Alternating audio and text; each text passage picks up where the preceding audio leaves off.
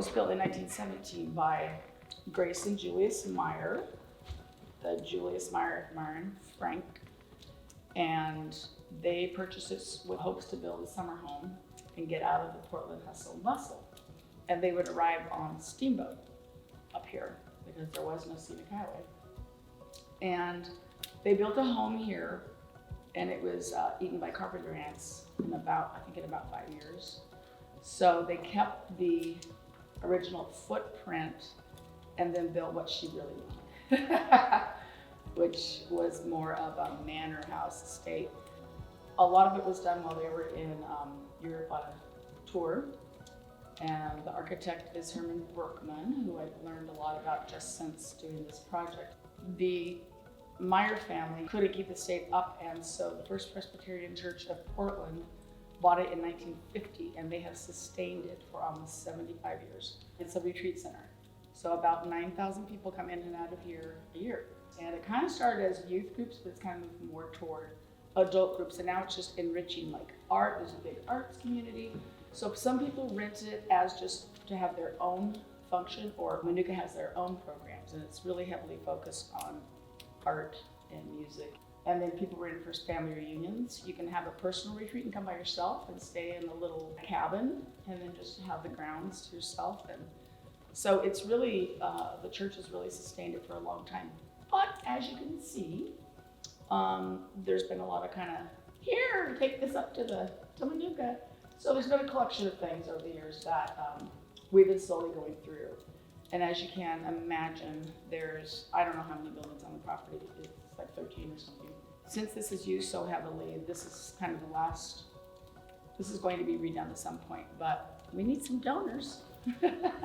Anybody knows of a donor, but virtually anybody can use the estate. You just have to call and make an appointment and pay the fees, and they have a great kitchen with really good food, and there's bedrooms you can stay in.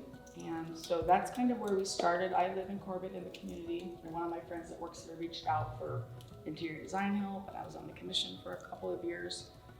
There's just a lot of people that have invested a lot in this place over the years. Thankfully, it's sustained, and thankfully, some of the upgrades respected the architecture because it's beautiful, as you can see.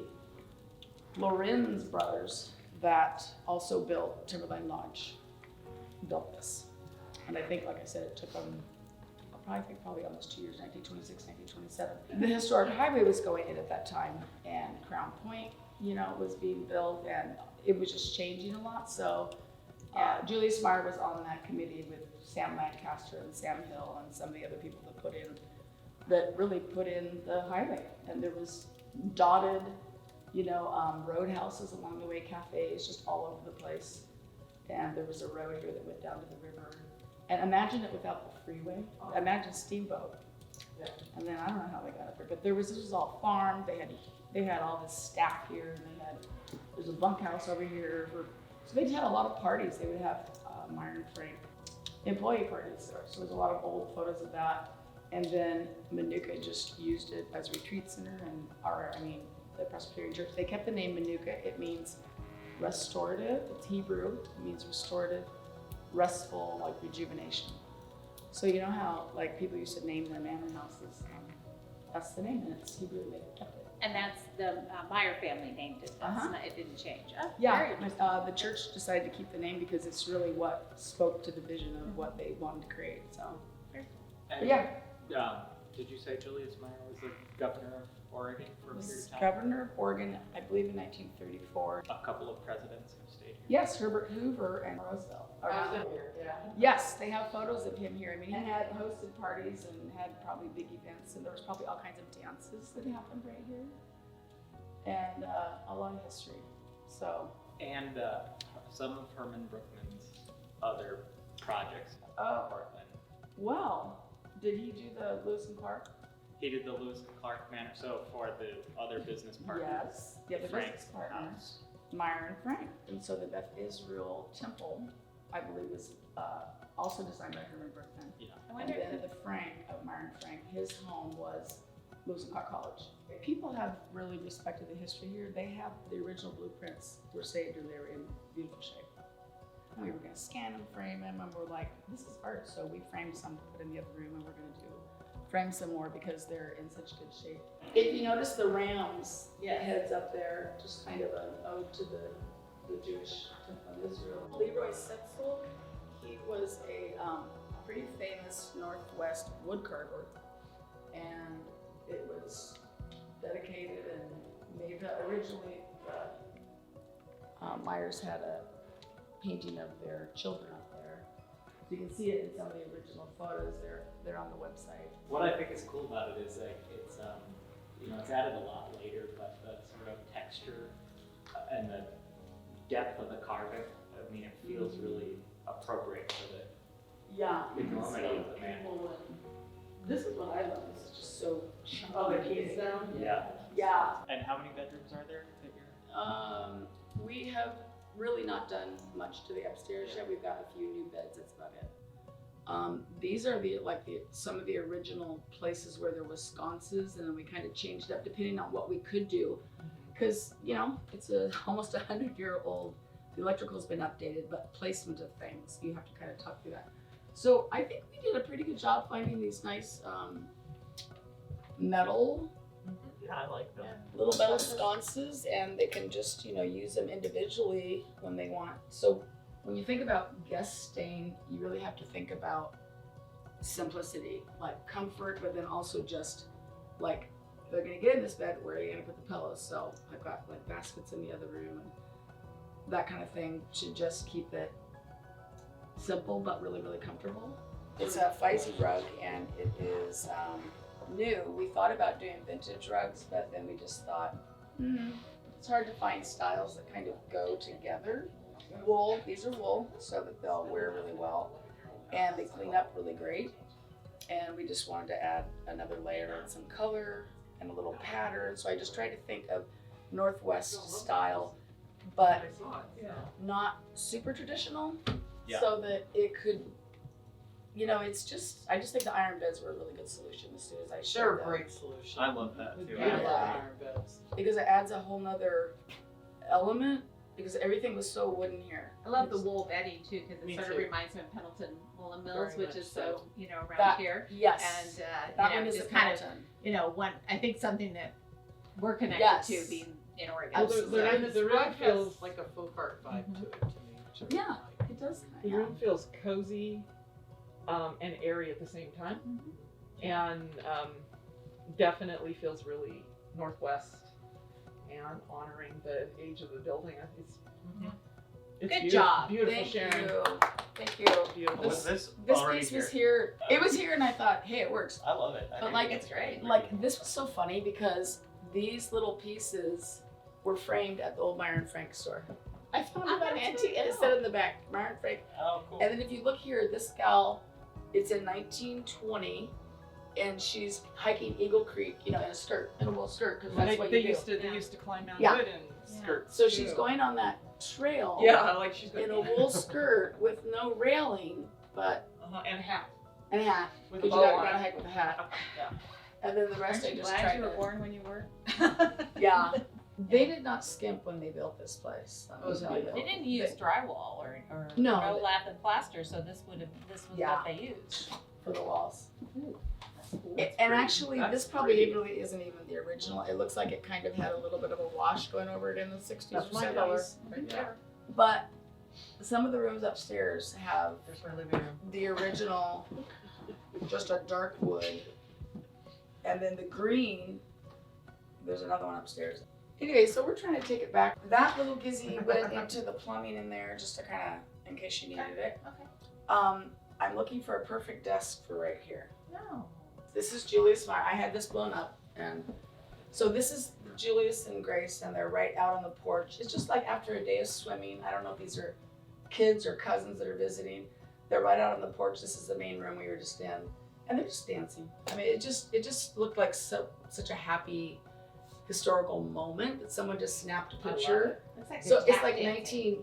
1930 or something, and yeah, they're tap dancing, and it just looked like so much fun of what had happened here before. So I thought that's gonna be big. Yeah. And then this is the house that's over there. It was like the carriage house, the garage is below it, and then the caretaker stayed there.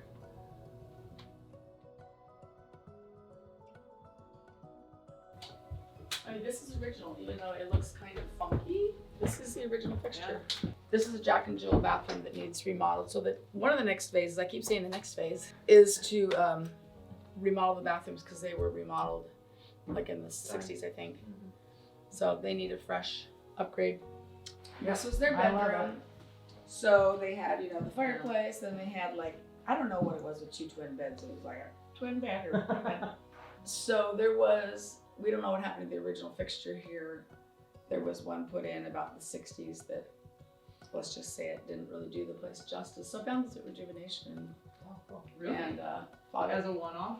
As a one-off. It was a period one. It's kind of made a little bit more Italian or something, but I thought, you know, it works. And Yeah. so people will rent this as a small conference room. So they can bring in a TV, whiteboards, whatever. There was heavy curtains. This, you can actually see the gorge down there. It is beautiful room. And really, we think that the original color, think about the 20s. This is all the original tile. And so this is what we think was the original color in here.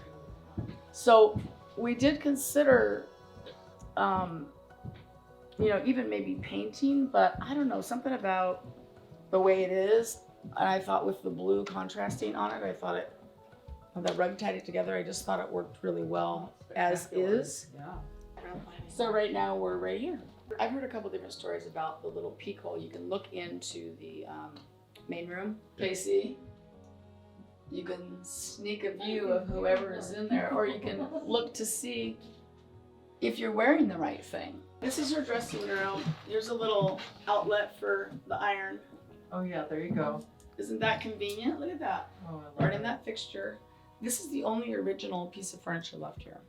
Oh really? Just like So little bird's eye bird's-eye maple, maple, nice. yeah. So I just had that. to find some art that would kind. I mean, this flows out to a bed because this has to be a sleeping quarter also. So yeah, we did some simple window coverings that I thought would just kind of go out of the way and not be overwhelming. Well, they really blend in with the wood colors. I love Yeah. how they changed the direction of the paneling. I love that so much. Yeah, isn't Yeah. that neat? Very cool. And then there's a built-in scale right here that's kind of interesting. Still kind of works. Yeah. I mean, a lot of this, I mean, a lot Yeah, of the that's the original. the lucite Mhm. is original, and then this scale right there built in. Oh, wow. Wow. Beautiful. This was where the house ended, right here, and this was her closet. And she came back and said, and They maybe were she like- came back from Europe. So I imagine there was trunks arriving with beautiful Parisian garments. And she was like, I don't think so. So the architect added this. There's a door where you can bring the cut wood in Oh, yeah. and pile it down there. And then this is a dumbwaiter that brings it up for the fireplace. So see, isn't that cool? The original people still on it. This piece was stolen, so somebody made this just so it could be, so it could still look nice. But yeah, that's the original phone, and you can see Jack and the lower hall. George, his okay, you guys, way too much local history, but George still lives in the community. He grew up here as a kid, and his grandfather worked here or something like that. There was a little button under the fireplace that had a pulley on it for this because there's a speakeasy back here. Wow. Love it.